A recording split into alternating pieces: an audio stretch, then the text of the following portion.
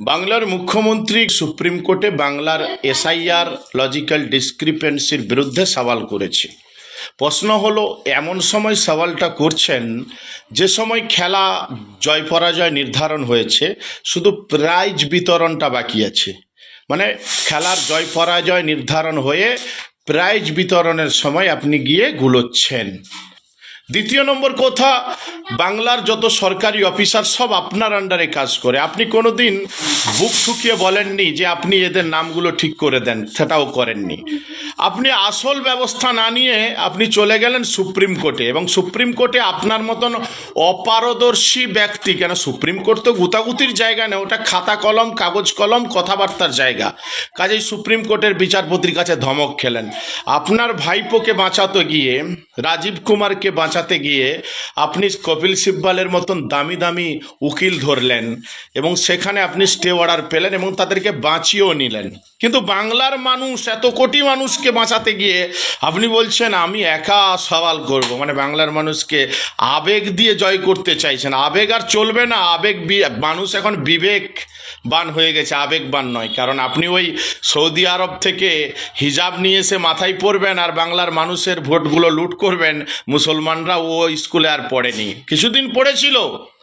আপনি ওয়াকাফ বিরোধিতা করেছেন, ওয়াকাফের বিরুদ্ধে প্রোটেস্ট করার জন্য এখনো 700 থেকে 800 মুসলমানকে আপনি জেলে রেখেছেন। এই বাংলার উলামাদেরকে জেলে রাখছেন, এই বাংলার উলামাদেরকে জেল খাটিয়েছেন। কাজে বাংলার মানুষ আর আপনাকে বিশ্বাস একটুও করে না। কেন, যেখানে আপনি আপনার আমলার মধ্যে মিটিংয়ে বলেছেন 30% খুব গুলোচ্ছে। তো কাজেই আপনি ভাইপো বাঁচাতে গেলে, রাজীব কুমার বাঁচাতে গেলে, আপনার এমপি এমএলএদেরকে বাঁচাতে গেলে কপিল সিব্বালের মতন এত হায়ার উকিলকে কোটি কোটি টাকা ব্যয় করে আপনি খরচা করে তাদেরকে বাঁচান। আর বাংলার মানুষকে বাঁচাতে গিয়ে আপনার মতন অপারদর্শী একজন ব্যক্তি, কোর্টের ব্যাপারে বলছি, মুখ্যমন্ত্রীর জায়গায় নয়, বরং আপনাকে শ্রদ্ধা করি, সম্মান করি, কিন্তু সেখানে আপনি কি বুঝাতে চাইছেন? এ তো ঘেটে ঘ করে দিয়েছেন। বাংলার মানুষের ভবিষ্যৎ আরো অন্ধকার করে দিলেন। আমি এটাই বুঝি আর এটাই বোঝাতে চাই। বাংলার মানুষ 2026-এ আপনাকে আর রাখবে না। জেনে রাখো, নবান্ন বিদায় কিন্তু আসন্ন।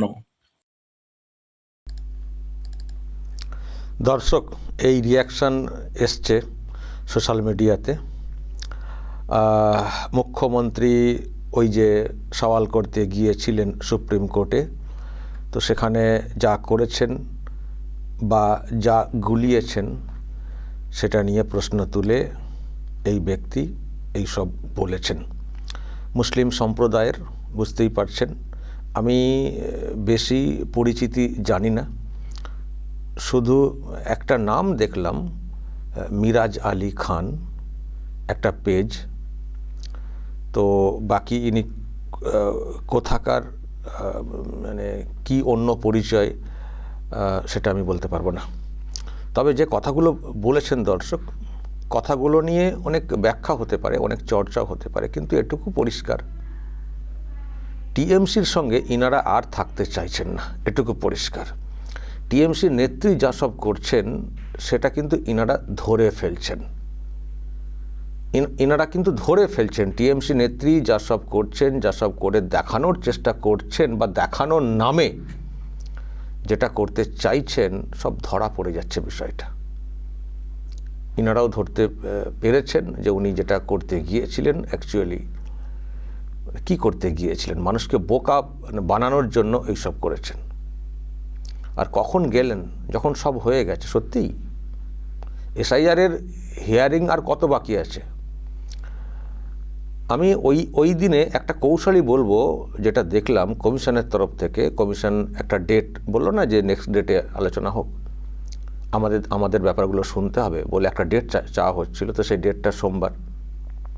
এই ডেটটা চাওয়ার পেছনে আমার তো মনে হয় কমিশনের একটা কৌশল ছিল যে কিছুদিন ডেট পেলে তার মধ্যে হিয়ারিং প্রায় শেষই করে ফেলবো। কারণ ওই দিনে মুখ্যমন্ত্রী বলছিলেন বা তার লোকেরা বলছিলেন যে এত লোকের হিয়ারিং এখনও বাকি আছে, কি করে হবে। ফলে এই যে ডেটটা নেওয়ার পেছনে আমার কোথাও মনে হয়েছে এটা একটা কৌশল ছিল কমিশনের, যে একটা ডেট হবে, তার মধ্যে তো কাজ প্রায় সেরেই ফেলবো।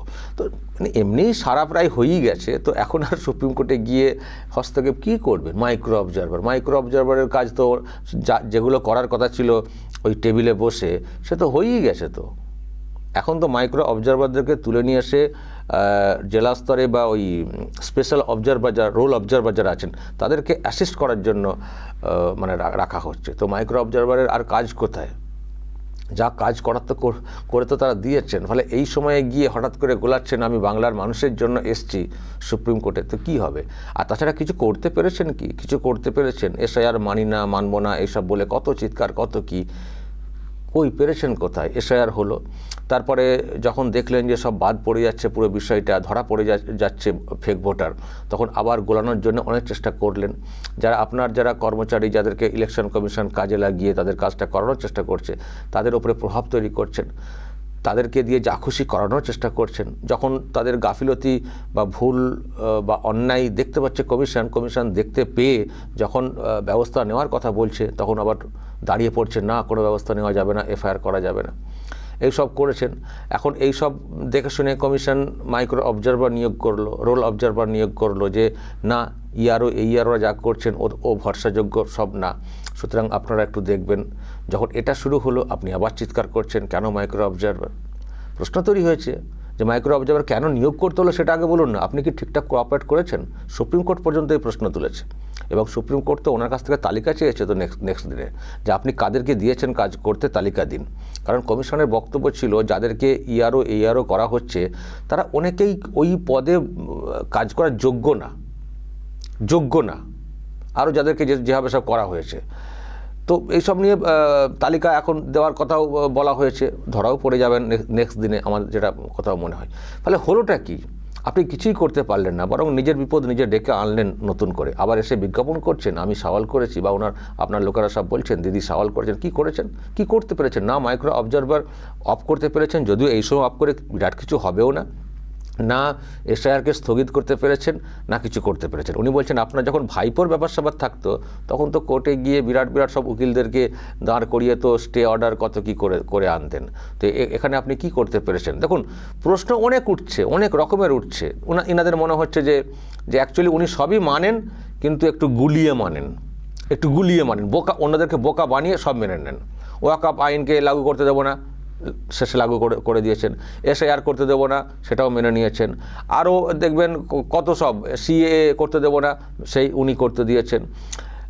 তারপরে আমি আগেও বলেছি, যদি এনআরসি পুরোপুরি চালু হয়, যদি মনে করে কেন্দ্র যে হ্যাঁ এটা চালু করব, এটাও আটকাতে উনি পারবেন না। এনারা অবশ্য ওনার সদিচ্ছা নিয়ে প্রশ্ন তুলছেন। আসলে বারবার মানে এ নিয়ে বলে বারবার চালাকি করতে গেলে তার সম্পর্কে তো প্রশ্ন তো উঠবেই, নানান দিক দিয়ে উঠবে। কেউ বলবেন যে ওনার ক্ষমতা নেই এগুলো আটকানোর, কেউ বলবেন ওনার সদিচ্ছা নেই, কিন্তু আলটিমেটলি ওনার বিরুদ্ধেই সব কিছু যাবে। যারা বলছেন সদিচ্ছা নেই, যারা বলছেন ক্ষমতা নেই, সদিচ্ছা নেই ক্ষমতা নেই দুটোই কিন্তু ওনার বিরুদ্ধে যাচ্ছে। অনেক রকমভাবে ব্যাখ্যাটা হচ্ছে না। এনারা সত্যি তো একটা সময় ভরসা করেছিলেন না ওনার ওপরে, যে উনি যে কথা বলছেন হয়তো ঠিকই বলছেন, ভরসা করা যায়, চলো সাপোর্ট করি, কথা শুনেছিলেন। এখন দেখছেন সব ঢপ, নিজের প্রয়োজনে ঠিকঠাক করে ফেলছেন, আর বাকিগুলো কিছু করতে পারছেন না। মানুষকে হ্যারাস করা হচ্ছে। তাছাড়া এটাও এখন সামনে চলে এসছে যে হ্যারাস করা হচ্ছে লাইনে দাঁড় করিয়ে, সেটাও তো দিদির লোকজনেরা এইসব করছেন, ইচ্ছা করে ভুল রেখে দিয়ে মানুষকে নোটিশ পাঠিয়ে বিরক্ত করা। ফলে এখন না সব দিক দিয়ে না ধরা পড়ে যাচ্ছেন দিদি। নৌকা যখন ফুটো হয় না, কটা ফুটো সামলাবেন? একটাকে মানে করছেন, আবার অন্য দিক দিয়ে জল ঢুকে যাচ্ছে। এখন এই হয়ে গেছে মমতা ব্যানার্জির অবস্থা, কোনো দিক দিয়ে আর উনি পারছেন না। ভেবেছিলেন যে এই সওয়াল করতে যাব, জানি আটকাতে পারবো না, কিন্তু আমি বলতে পারবো দেখো তোমাদের জন্য লড়তে গেছি, তোমাদের নাম বাদ দিয়ে দেওয়া হবে। আর উনি দেখবেন কথায় একটা কথা বলেন, 30% লোকেদেরকে, যে 30% যে অংশটা তাদের বিরুদ্ধে এই সব হচ্ছে, তাদেরকে বাদ দিয়ে দেওয়ার চেষ্টা হচ্ছে। মানে মুসলিম, এখন আর মুসলিম নামটা ডিরেক্টলি নেন না, 30% কমিউনিটি এইভাবে ইঙ্গিত করে বলেন। মানেটা কি? মানে হচ্ছে ওই অংশটাকে খ্যাপানো, যে ওদের নাম বাদ দিয়ে দিচ্ছে। তো এই করে উনি এখন এটা করার চেষ্টা করছেন। কালকে দেখেছেন অগ্নিমিত্রা পল একটা কথা অন্যভাবে বলেছেন, শিক্ষা ব্যবস্থা নিয়ে প্রশ্ন তুলেছেন মুসলিম কমিউনিটি এই অংশটার। ববি হাকিম সেটাকে টোটাল মুসলিমদেরকে এই কথা কেন বলেছেন অগ্নিমিত্রা পল, তার মানে বিজেপি কী করবে বলে অন্য একটা ন্যারেটিভ তৈরি করে দিয়েছেন। ফলে ইনারা না সব ওই সুরসুরি দিয়ে, আর মনে করে মুসলিম সমাজ মানে সব বোকা, বেশি বোঝে না আর ভয়ও পায়। তো একটু ভয় দেখাবো, একটু উল্টোপাল্টা বুঝিয়ে দেবো, ব্যাস সব আমাদের হয়ে যাবে পুরো এই অংশটা। এটা হয়ে গেছে ওনার বিশ্বাস, একটা বিরাট অগাধ আস্থার জায়গা। কিন্তু সেটা যে সবসময় যে চলে না, মিথ্যা যে সবসময় বোঝানো যায় না, মানুষও যে বুঝতে পারছেন, এবং মুসলিম সমাজের লোকেরাও, এমনকি আলেম ওলামা যারা আছেন, মৌলভী সাহেব, তারাও যে ওনার বিষয়গুলোকে ধরে ফেলছেন যে উনি কীভাবে আমাদের সঙ্গে খেলছেন, আমাদের আবেগকে নিয়ে খেলছেন। আর কিন্তু সেই আবেগ নিয়ে হবে না, এবার বিবেক জাগ্রত হয়ে গেছে, আপনি কিন্তু আর ফিরবেন না।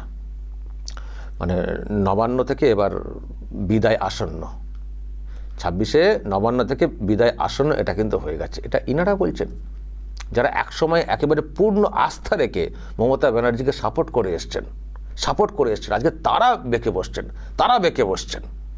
ফলে কে ক্ষমতায় আসবে সেটা আমরা হয়তো এখনই বলতে পারছি না, ক্ষমতায় অ্যাকচুয়ালি কে আসবে, কিন্তু টিএমসি যে ক্ষমতায় ফিরবে না এটা কিন্তু ইনারাও এখন বলতে শুরু করেছেন যে টিএমসি ক্ষমতায় কিন্তু ফিরবে না। দর্শক বলবেন, যদি কিছু বলার থাকে এই নিয়ে অবশ্যই বলবেন, কমেন্ট বক্সে নজর রাখবেন আরামবাগ টিভিতে।